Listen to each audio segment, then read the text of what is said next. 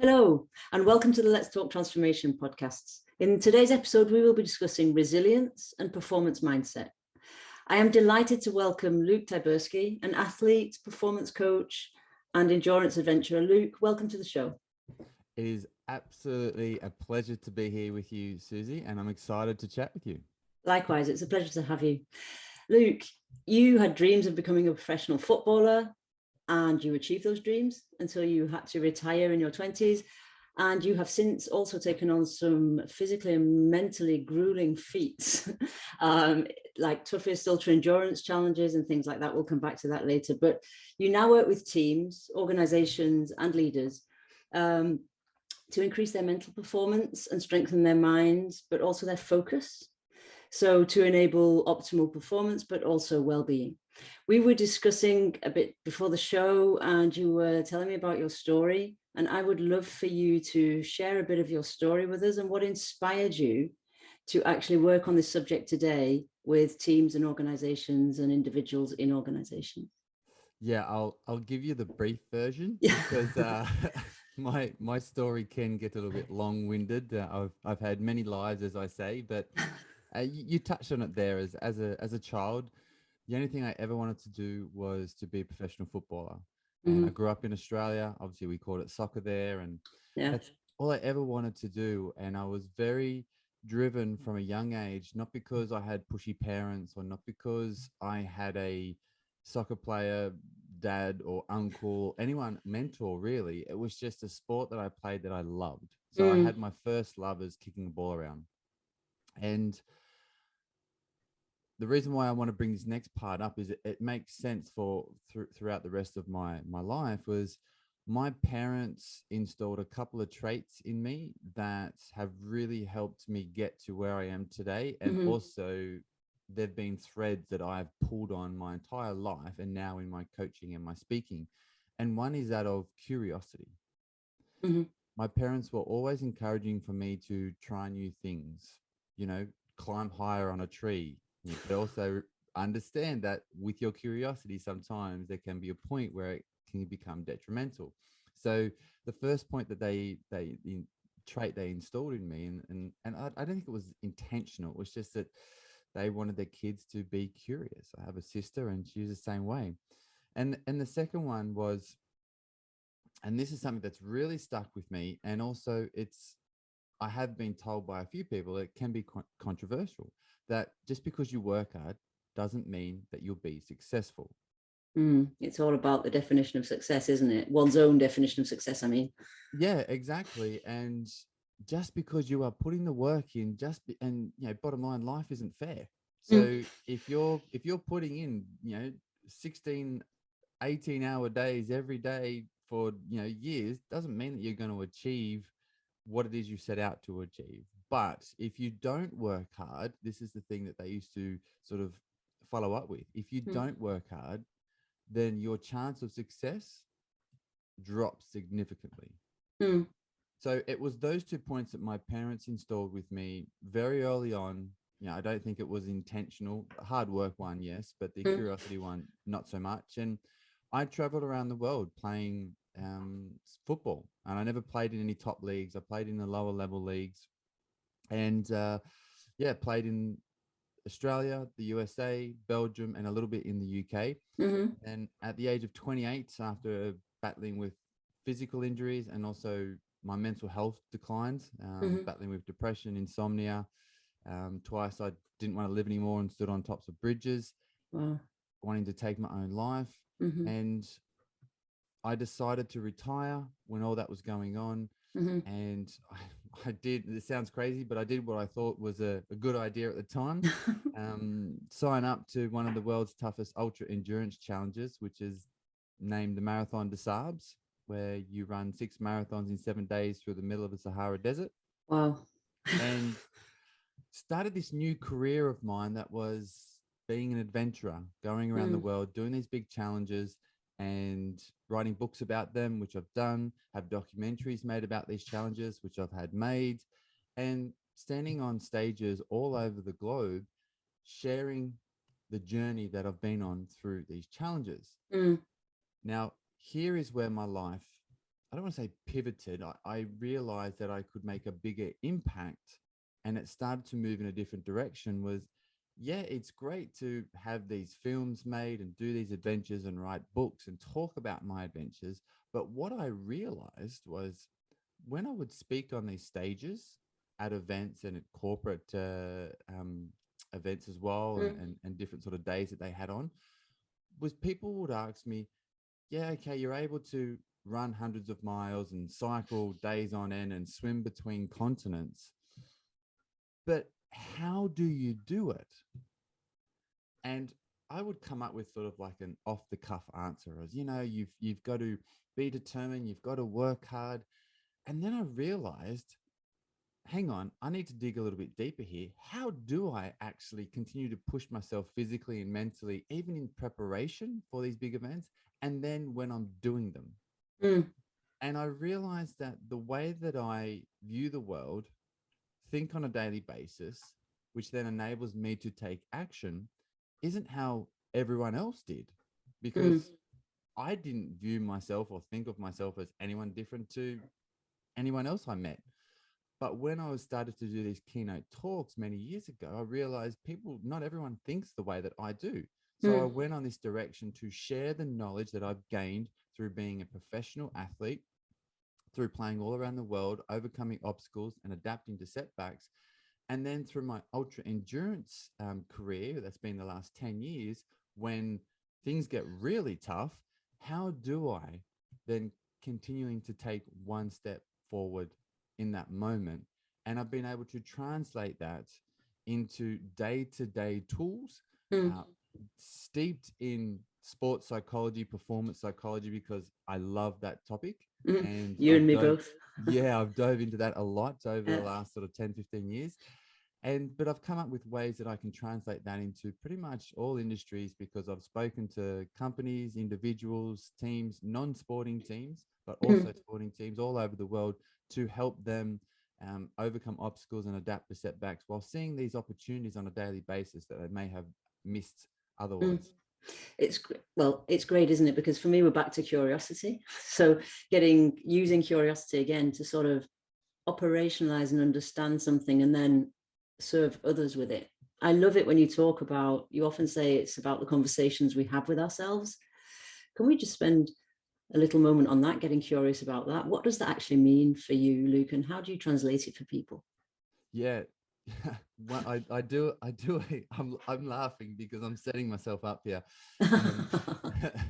I do this piece in a lot of my keynote talks when I start to talk about self-talk, and we know it's proven through a lot of psychology that self-talk can help improve performance, and we will talk about definitions and what performance means later.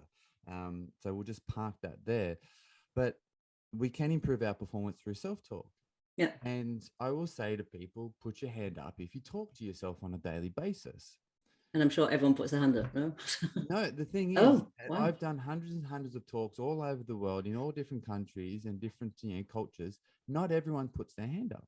How interesting. Because some people think they don't talk to themselves. And I will set it up on stage, walking around and mumbling things to myself. And I'll say, well, all of you who didn't put your hand up, right now you're talking to yourself because you've just told yourself, no, I don't talk to myself. So we all have that inner dialogue, whether we consciously admit it or hear it or acknowledge it more so is up to the individual. But what self-talk can do, it's almost like, a lot of people go to therapy and a lot of people have counselors, and it's that conversation back and forth.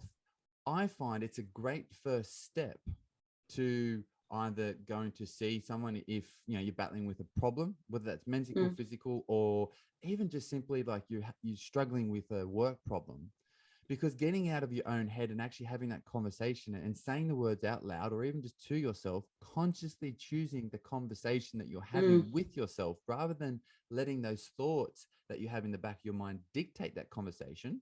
So I'll say that again, consciously choosing the conversation that you're having with yourself, instead of letting the thoughts dictate the conversation you're having, will then set you up to be able to see what you are looking at from a different perspective. And Mm, a really simple exercise that I want to share with all the listeners is this. Every morning after you've brushed your teeth or whatever in the bathroom, give yourself 30 seconds and just talk to yourself and go through your to-do list for the day. mm, Whatever it is, it could be really simple. Travel to the office, do this, have that meeting, have some lunch, but just go through what you plan to do for the day, speaking out loud. mm, Over time, you will start to dive a little bit deeper. And over time, you'll get to a point where you're like, so how am I going to start that conversation with made up name here, Tom at the office, mm, because it's going to be a little bit of an awkward one. So mm. how am I going to approach it? And you're speaking out loud, you're hearing it, you're going through this process of trying to figure out how you're going to start this conversation with Tom. So that self-talk is actually allowing you to give you a platform Mm. to help serve you to achieve what it is you're trying to accomplish that day. It's interesting though, isn't it? Because that's not seen as a normal way of working, if you like. I think particularly on the conversations you have with yourself, but also the conversations you have, what I call courageous conversations with peers or colleagues or family members. We're still on a taboo there, aren't we, in terms of society, but also in terms of organizations and peers and leaders. You know, they don't necessarily share. And, you know, if you don't feel well, you go to the doctor physically, but mentally it seems to still be shrouded in this weakness taboo around whether you can or you should share it or not. What's your thoughts on that? Vulnerability is a superpower no one can take from you. Mm, That is that is something that I've realized over the last probably 5 or 6 years. mm, It's something I sign a lot of my books with mm, um, to give people something to think about. And what I mean by that, and I don't just want to sort of say that off the cuff as mm, a quote. I want to give it context and meaning and how people can actually achieve being vulnerable with their truth.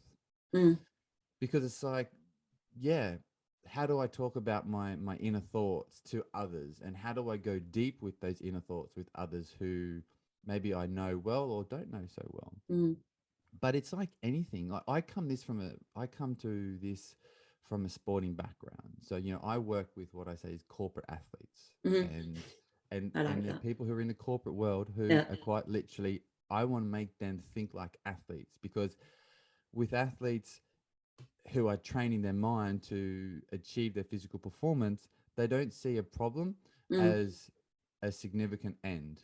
They're like, mm, okay, how can I pivot? How can I change? It's not like, oh, well, that's not going to work. And yeah. then go into a negative frame of mind, because on the sporting field, seconds matter. So Yeah. they have to be able to pivot immediately. So these tools, they have to be ingrained in athletes. And that's what I try and do in the corporate world, and I've done for many years. So to go back to being vulnerable, it's something that you've got to practice on a daily basis. So how Mm, do you practice being vulnerable? Well, as soon as we say the word vulnerability, most people that I've found will put um, a negative slant on that. mm, Automatically, it's like being vulnerable is negative. Being vulnerable mm. is speaking about things that aren't going well. It's a bias, isn't it? It's a bias that we have.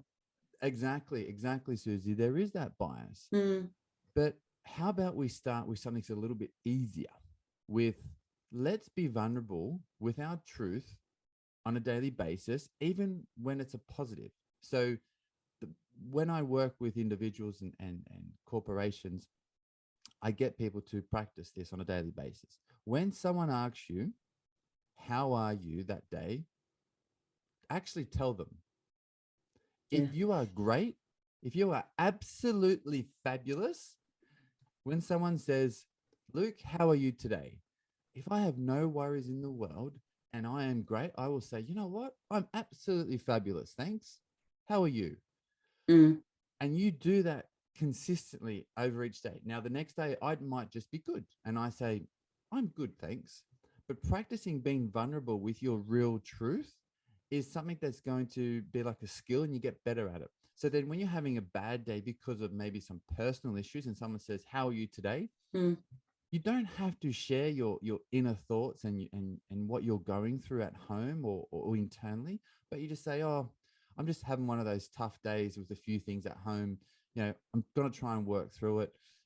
I've got some things set up of what I'm going to do later, but yeah, just having a bit of a rough day. How are you? And what will happen over time is you'll become more comfortable of sharing your vulnerability, of simply how you're feeling, whether that's absolutely fabulous, good, or just having a bit of a rough day. Don't have to go into it, but that is a way of training your vulnerability and sharing how you are being vulnerable. And the more we can do that, then I feel like we can remove this sort of stigma of not talking about how we feel or not talking about actually what's going on internally. And as I said, that quote is, being vulnerable is a superpower no one can take from you because you are always in control of that. So I feel like that is something that a lot of the world can, especially people who I work with, can do a lot more of. And thank you for sharing that, because it's so simple. But it goes against, I remember doing an experiment once just for myself, everyone saying, hi, how are you? Hi, how are you? And instead of saying, oh, I'm fine, thanks, you, I said, no, actually, I'm not too good. And the person, 3 people I spoke to just carried on because they were expecting the answer, oh, I'm fine, thanks. And it was just a perfunctory question that they were asking without listening to the answer. And I remember thinking then, wow, okay, maybe they don't really want to know. And that's exactly what you're saying, isn't it? So in building that muscle individually, you're also creating a habit in other people where they will have to stop and listen. So I really like that. Whether they do or not, you can't control that. Clearly, yeah. So where I feel the real power in that exercise is if you become more comfortable, stronger, because you're practicing, you're strengthening that muscle of being vulnerable, then you can take that anywhere. So then if you have an opinion, so you start off with simply how you're feeling, but then at work, and you're in an office, in a high powered job, or wherever it is, if you have an opinion or if you have a thought, guess what? Because you've been practicing your vulnerability with people saying, how are you? And you actually giving that, you will feel more comfortable. You'll be stronger sharing and being vulnerable with giving your true inner thoughts in a meeting, which may cause some friction, but it's going to be for the greater good. So we start small with, hey, how are you? And giving your true feeling, but practicing that vulnerability muscle can then help you in different settings when, as you said, having those tricky conversations with your family, or even actually voicing your opinion and your thoughts on something that's happened at work. Yeah, because I think that so many people go through these work situations and they don't dare, or they can't express themselves for whatever reason, because they're not allowed to, or they don't want to, or the person isn't listening. But we're back to the idea of resilience, aren't we, for corporate athlete? I like the term corporate athlete, because resilience is so important, physical, of course, but also mental. So how do you see that playing out in performance and performance management systems in organizations today? A, a lot of them are dated, slightly restricted, and not really evolved over decades. As I said, I come from a sporting perspective, and I bring that element, which is why I think a lot of people who hire me like that, because I'm coming at it from bottom line. Yeah, we want to gain results from a performance perspective, and whatever the targets are of the organization or the individuals.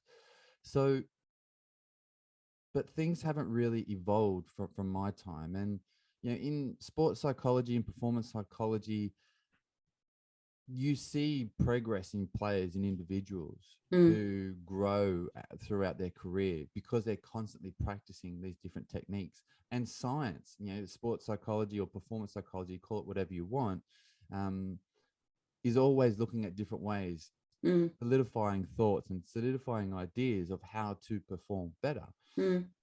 However, many organizations aren't really willing to risk, which I understand from a bottom line perspective, investing money and time to implement new or evolutions of their culture, which is where it starts. Yeah, right? takes too long.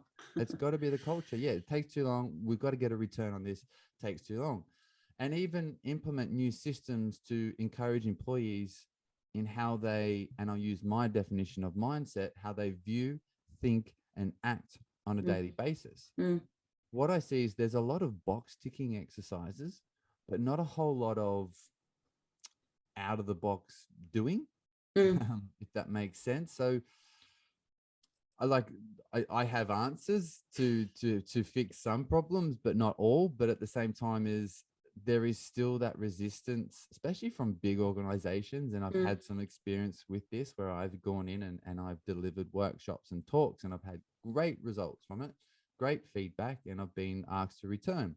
And at the same time, as I've delivered 4 or 5 pitches to big organizations to do these big shifts, spent a lot of time and effort, and then for them to say, oh, we're going to pivot and go in a different direction because of X, Y, and Z. And it's like, well, you had this idea that you wanted to change, but in reality, you didn't actually want to implement it for whatever reason. So yeah, the ones that are going to move forward and continue to progress in this world that we live in as of today are the ones that are looking to change their culture and improve their employees from an individual, from a humanistic perspective, and then from a personal, professional performance perspective. I think that's why it's hard though, isn't it? Because change is hard and it is an inside job. And I think, there's now quite a lot of buzzwords around human-centered ways of working and, employee experience, but it's essentially about that. And it's hard and it's fundamental change. But just to come back to the idea of mindset, can you define for me what a performance mindset is then for you?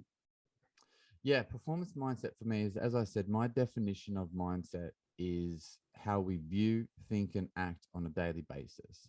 So whatever we see in front of us, that will dictate how we think.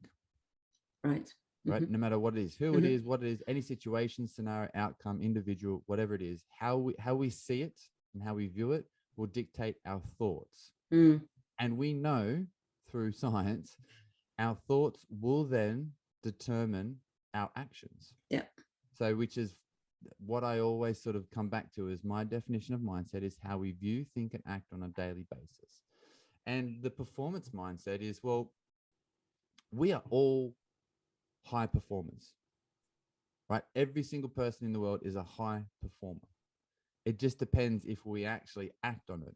Because if you think about it, let's go a really, really simple example is if you do a test at school and say you get 70%, and every test you get 70%, 70%, and then all of a sudden you start getting 75 and 80%, well, then straight away you're a high performer.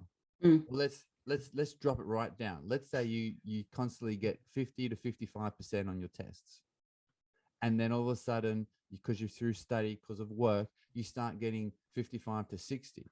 Now, the people who are getting 80% and not studying might look at the person getting 60% now and go, well, they're not a high performer. But in their world, they were getting 50 to 55%. Now they're getting 55 to 60. They are high performers because they are performing at their highest level. They are increasing their performance from what they've previously done. Now, that is a really basic example of why I say everyone is high performers if they are achieving results, constantly progressing, moving forward in whatever it is they do. So the performance mindset is simply being able to consciously acknowledge setbacks, situations, and scenarios that are in front of you and apply tools to minimize their effect or increase your overall performance. Which is why I disagree with labels like high performers that you have in the talent programs in organizations, because like you say, everything's relative. So it depends whether it's cognitive performance only, it depends what they were like before, it depends on what you're measuring. So I really like the idea of bringing it back down to the individual. And the fact that, Luke, we can all act on it, can't we? We can all act on our potential for performance. I won't name the company's name, but I was working with a sales team last year, actually. And they said, oh, we've got a mix of our top salespeople and our sort of new recruits and you know, sort of the ones that are just sort of ticking along. And I asked them all, I was just like, you know, put your hand, it was virtual. So put your hand up if you're one of the top performers. It says, oh yeah, put your hand up if you made more sales each month for the last 6 months than you did the previous one. And one or two left their hand up and the rest didn't. So I said, okay, all the people who are new, are you increasing your sales month after month after month? Put your hand up if you do, if you are. And they all put their hand up. And I was like, okay, so all of you people who have your hand up right now, you're actually the highest performing sales people in the organization, even though their actual gross sales are a lot less. But I'm like, you guys are performing at the highest level you can be because you are constantly growing. Whereas these other people, they're not getting more and more each month. I know this is a really simplistic way of putting it, but it's a shift in mindset of the people who are making a lot of the sales, but they're not progressing month after month. They're like, wow, like I thought I was performing at my highest level, but I'm actually not because I'm not increasing my sales. How can I now do that? Curiosity. Yeah.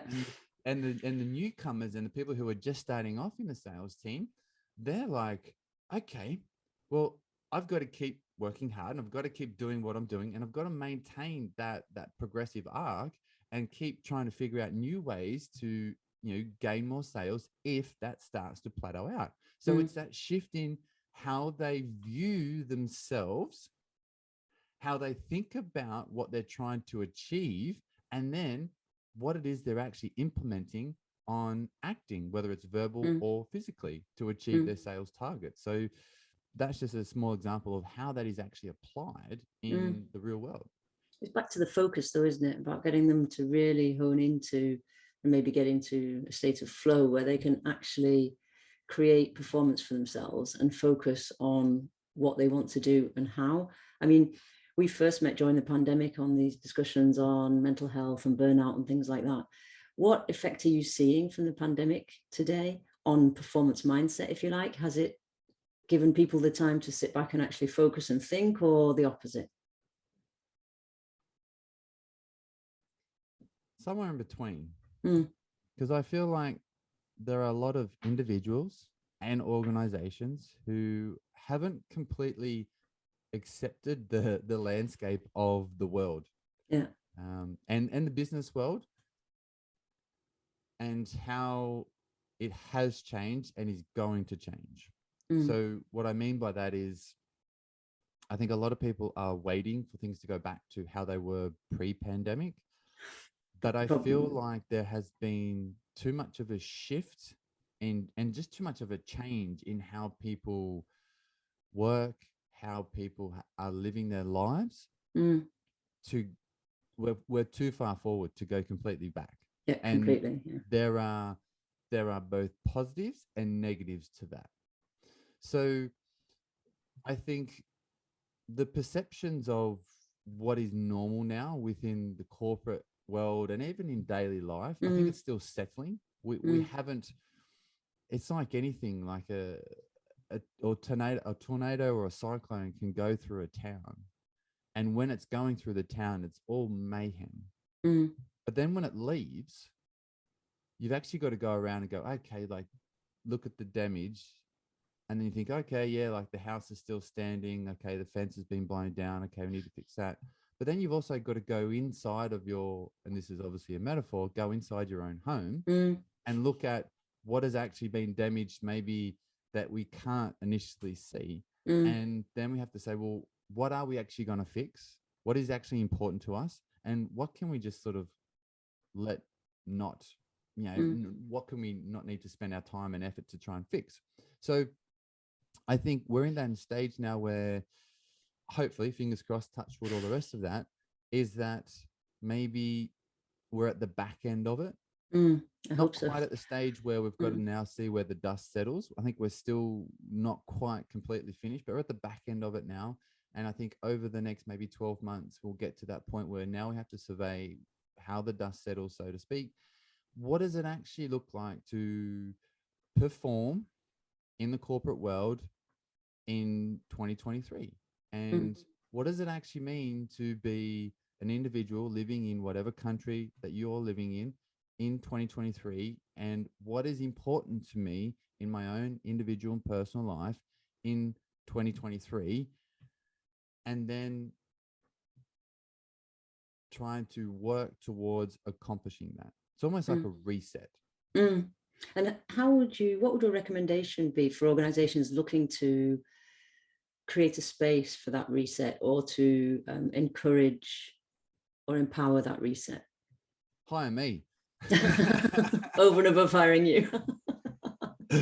No, well, yes, but at the same time, look, I think we have to look at the performance of corporations and companies from a humanistic level. I work with individuals as well as companies, and whenever I do my work with the individuals, especially from a leadership perspective, is looking at humans first, and then it's almost like humans first, and then your personal and professional ambitions are intertwined.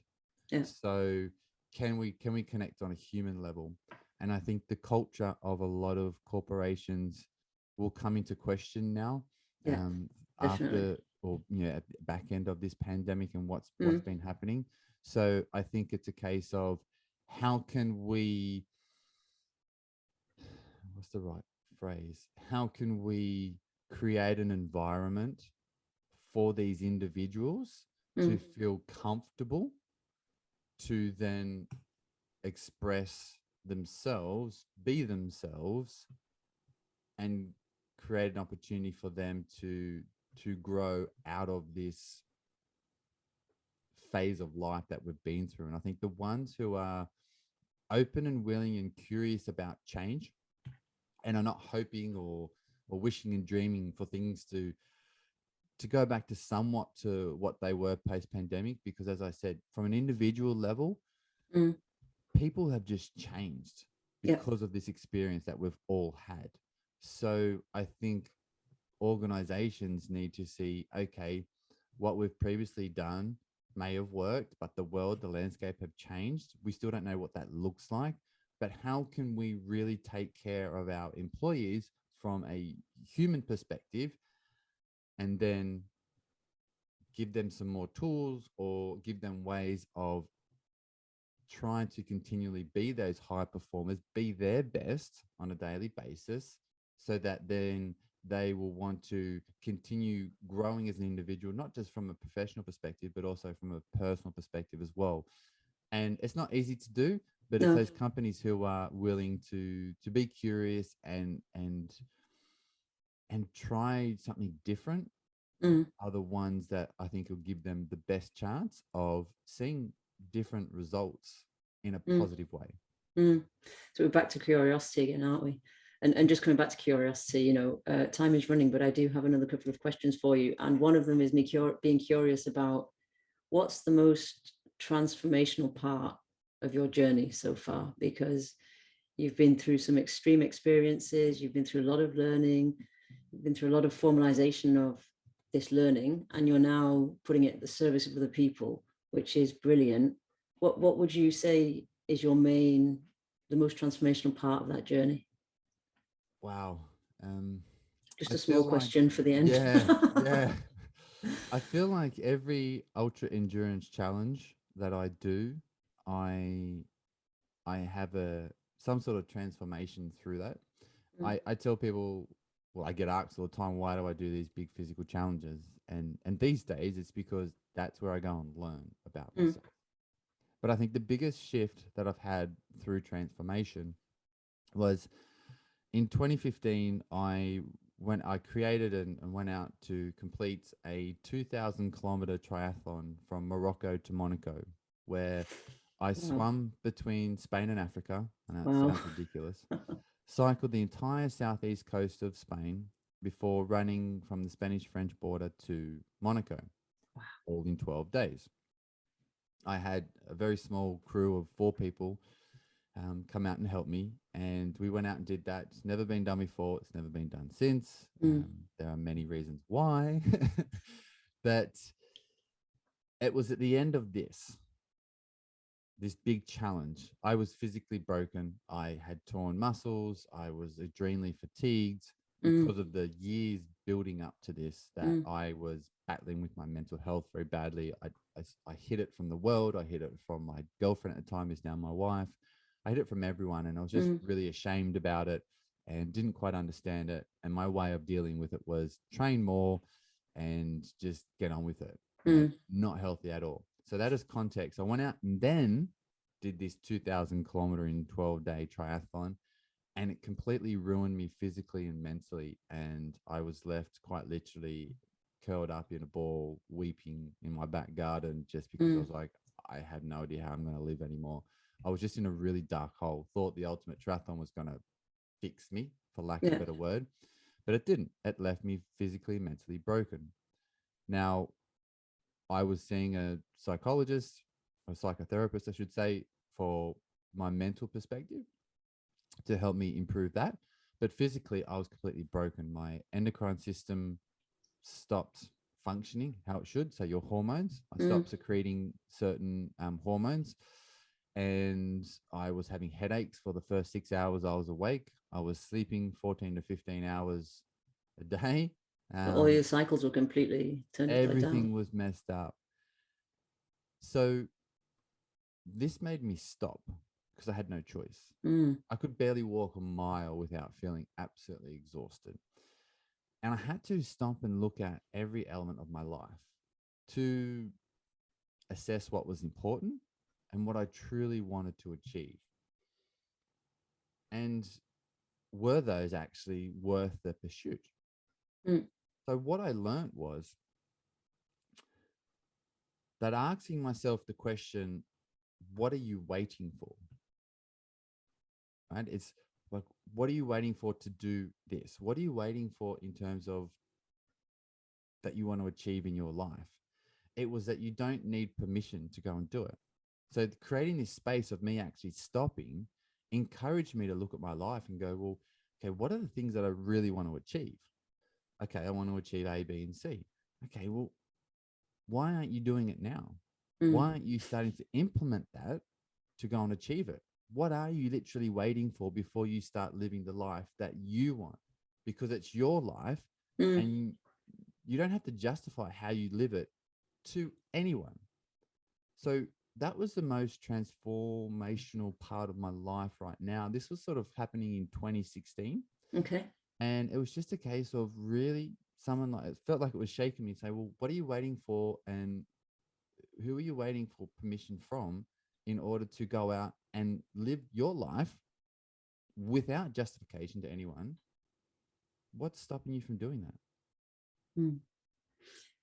And would that be, because my last question is around your recommendations or your final call to actions for leaders who are looking to, I'm going to use the word normalize the conversation around mental health and start creating collective resilience in their team? What would your call to action be? My call to action would be initially education. I think, there's mental health first aid courses out there. I've done one. I think they're very helpful for people who don't quite understand what it's like to not go through only personally mental health battles, but also see other people who are struggling and how to provide support. So not necessarily everyone needs to do it, but even those people who are in a point of leadership to go through something like a mental health first aid course to gain education. And the other thing as well is to reassess what performance means to that leader or that team or that organization. And I'm not saying that, you should restrict your performance to focus on something else, but it's, what does performance actually mean, and how can an individual still achieve their personal goals alongside their professional goals? And even so, how can we intertwine that? Because when an individual is taken out of the professional world, do they still view, think, and act in the same way? or vice versa. Someone who in their personal life goes to work, do they still view, think, and act in the same way? Do they have the same mindset? Do they approach it in the same way? In an ideal world, you get the same person viewing, thinking, and acting regarding any situation, scenario, outcome in their personal life as well as their professional life, because that is their ability to have mental resilience or have their ability to overcome obstacles and adapt to setbacks and see opportunities.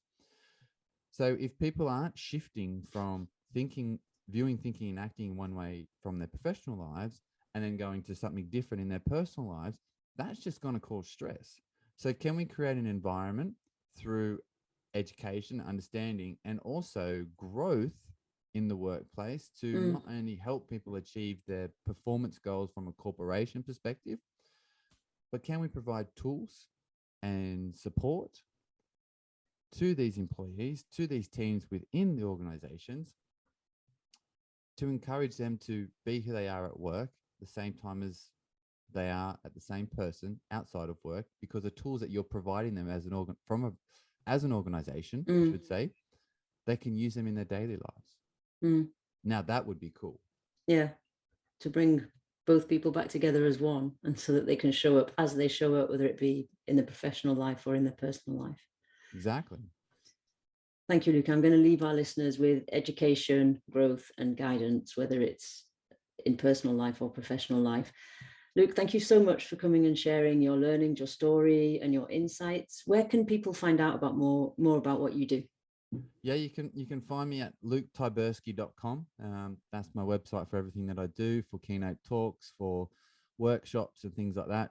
You can go there, and I'm on social media. I'm on LinkedIn at Luke Tyburski. Come say hi, drop me a note, connect. And if you do have any other questions, feel free to ask. Excellent. Thank you. We hope you enjoyed this episode. And if you did, please head over to iTunes and give us your feedback and your review. And it's bye from now from me, and see you soon for the next episode of Let's Talk Transformation.